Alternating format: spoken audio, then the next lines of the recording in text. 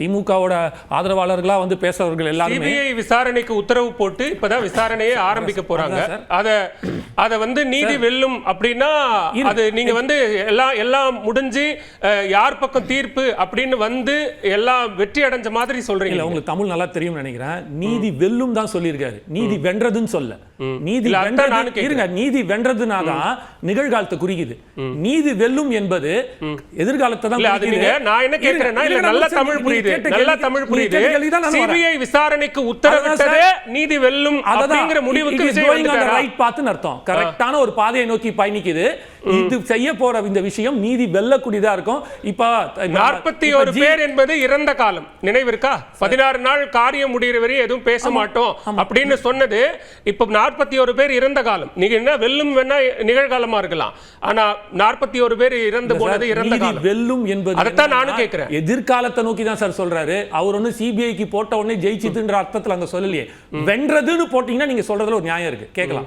நீதி வென்றது எப்படி? உச்சநீதிமன்ற தீர்ப்புக்கு முன்னாடி இப்ப பேசக்கூடிய தலைவர்கள் எல்லாம் எங்க சார் எப்படி சார் தீர்ப்பாகும் நீங்க கேக்குறீங்க? இல்ல நான் என்ன கேக்குறேன்னா, இந்த உச்சநீதிமன்ற தீர்ப்பு சிபிஐ விசாரணை தீர்ப்புக்கு முன்னாடி ஒரு இடைக்கால உத்தரவுக்கு இடைக்கால ஆணைக்கு முன்னதாக இத்தனை பேரும் இன்னைக்கு நேத்து வந்து பொதுவெளியில வந்து பேசினவங்க எல்லாம் தலைவர்கள் இவங்க எல்லாம் எங்க போனாங்க? இவர்கள் எங்க இருந்தாங்க இத்தனை நாட்களா? எந்த தலைவர்கள்? ஆதவ் அர்ஜுனா பேசுறாரு டெல்லியில, நிர்மல் குமார் பேசுறாரு, ஆனந்த் பேசுறாரு, காமேஷும் வந்து பேசுறாரு. 16 நாட்கள் எங்க குடும்பத்துல ஒரு துயர சம்பவம் நடந்திருக்கு, அதுல இருந்து நாங்க வெளியில வரணும் அப்படின்ற ஒரு தெளிவுபாட்டில் இருக்காங்க. நான் ஃபர்ஸ்ட் சொல்லிட்டேன், அதனால பண்ணல பேசலன்னு சொல்லிட்டாங்க.